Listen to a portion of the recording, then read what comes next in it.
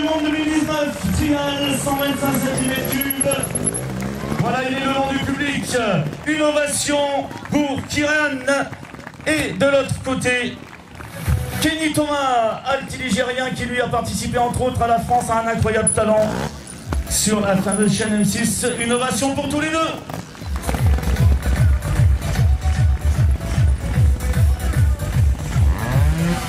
Deux grands champions cet après-midi ici à Les Igneux, sous vos yeux, mesdames, messieurs.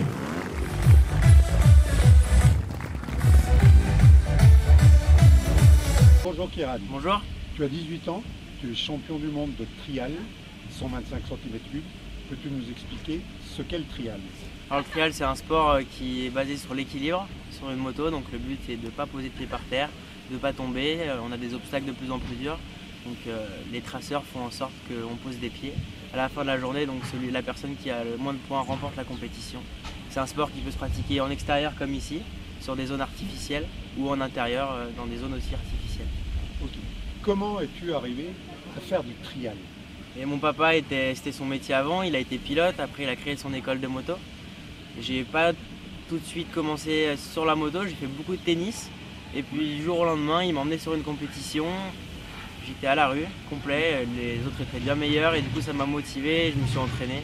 À quel âge as-tu commencé? C'était à 12 ans. C'est quand même relativement tard, mais c'est vrai que j'avais une motivation énorme. Et avec un coach comme ça, c'est tout bénef. Parce que ton père a été un champion de trial. Oui, c'était son métier avant.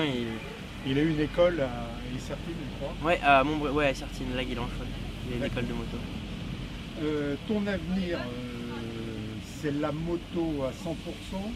Tu vas laisser tomber tes études à l'IUT pour continuer la moto à 100% cette année. Ouais, j'ai eu beaucoup de propositions et pas mal d'opportunités. Et je me dis que c'est l'année ou jamais, il faut que je les saisisse, il faut que j'y aille à 100%. Si je veux réussir dans ce sport, ça demande beaucoup d'entraînement, c'est physiquement sur la moto. Donc cet hiver, je me consacre 100% à la moto pour arriver au top l'année prochaine. Et si jamais ça ne marche pas, il n'y aura pas de souci, je reprendrai les études dans quelque chose qui me plaît vraiment. Ok.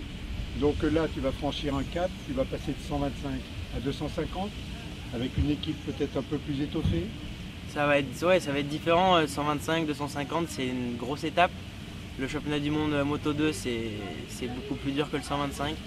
Mais il faut bien s'entraîner. Voilà, je suis bien entouré pour l'année prochaine avec les usines, les entraîneurs, donc ça va le faire. Et l'ambition finale, c'est les 300 cm3, MotoGP. C'est le rêve ultime. Ouais. J'ai une course là au mois de novembre à La Réunion en MotoGP, en indoor. Donc, ce sera le premier de ma vie, mon rêve depuis toujours, depuis mes 12 ans que j'ai commencé la moto. Je regarde Tony Beau à la télé et là je serai avec lui dans les mêmes zones, donc ça va être quelque chose.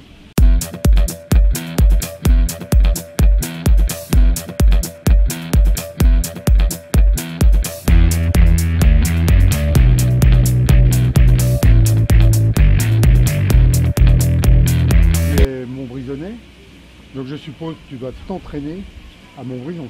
Ouais, je m'entraîne donc à Montbrison, plus à la Guilanche, là où mon papa habitait, où il avait son école de trial.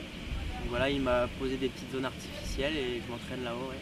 Principalement à Montbrison, c'est vrai qu'il faut changer de lieu d'entraînement. Donc on va beaucoup dans le sud de la France, sur Lyon, sur Paris, on voyage pas mal comme ça. Je crois que vous avez un projet sur Montbrison, une école. Tu peux nous en parler? Oui, bien sûr. Mon papa donc, avait l'école de trial avant. Là, on est en train de monter un petit club pour les jeunes de 5 à 12 ans, donc avec des petites motos électriques pour faire découvrir ce sport, parce que c'est vraiment un beau sport. C'est dommage, c'est pas très connu et c'est pas facile d'y accéder. Et tout de suite acheter une moto, c'est compliqué. Alors là, on prête tout, le matériel est fourni, donc ça plaît beaucoup et j'espère qu'il y aura des futurs trialistes à Montbrison et qu'il y aura une bonne équipe. Et cette école, elle sera où? Alors on a un circuit gonflable, donc on va bouger, on sera un peu sur les Igneux, Montbrison. On est en train de chercher un terrain avec la mairie. Le championnat du monde n'a pas été un long fleuve tranquille. Tu t'es cassé le poignet en début de saison. Comment as-tu pu réussir à glaner ce titre? C'est vrai que c'était vraiment compliqué, c'est très mal parti. Première épreuve du championnat de France, au bout d'un quart d'heure, je fais une lourde chute où je tombe de 6 mètres de haut, je me casse le poignet. Donc tout le championnat et toute l'année étaient compromises. J'ai fait une très grosse préparation physique, donc avec le plâtre. Je me suis beaucoup entraîné physiquement parce que je ne pouvais pas m'entraîner sur la moto.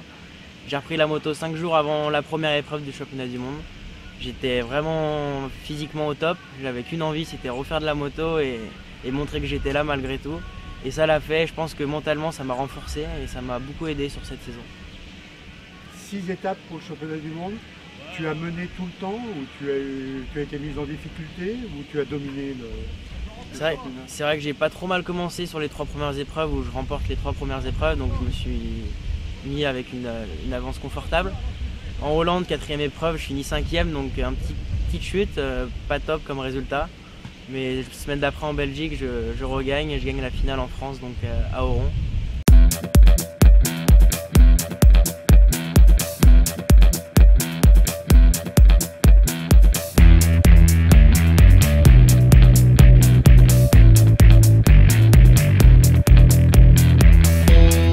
Bonjour Jean-Claude. Bonjour. 28 ans après d'avoir arrêté la compétition de trial, ton fils champion du monde en 125, ça doit te faire un sacré effet. C'est super, on a bien travaillé dans ce sens-là. En fait, il s'est mis au trial en 2013. Donc moi j'avais l'école, en 90 j'ai créé l'école. Et après je me suis consacré un petit peu à passer du temps avec lui pour l'entraînement. Donc le résultat final est positif, donc on va essayer de continuer dans ce sens-là. Tu as tout de suite senti qu'il avait le potentiel pour réussir? Alors le potentiel, au départ c'est compliqué, il était motivé et il avait le goût pour la compétition. C'est ce qui est important, parce qu'en fait il y a la partie technique, hein, le pilotage, mais la compétition. Et il gardait ses moyens en compétition et il roulait mieux en compétition qu'à l'entraînement. Et donc c'est là où on voit si un jeune en course va faire des résultats ou pas. Et c'est vrai qu'en compétition c'est toujours bien comporté, donc c'était bien parti. Maintenant le programme c'est de suivre jusqu'au Moto Grand Prix. Alors avant le Moto Grand Prix il y a le TR2, donc en 250. Donc l'année prochaine je pense que je vais le suivre, mais après en TR2 c'est quand même beaucoup plus compliqué. Les obstacles sont de plus en plus hauts, donc un jeune est beaucoup plus rapide à se mettre en place et a plus de gestes physiques que moi, donc du coup je ne sais pas si je continuerai jusque là. Pour l'instant en TR2 je pense que je peux. Paul d'un côté, Kiran de l'autre. 3, 2, 1.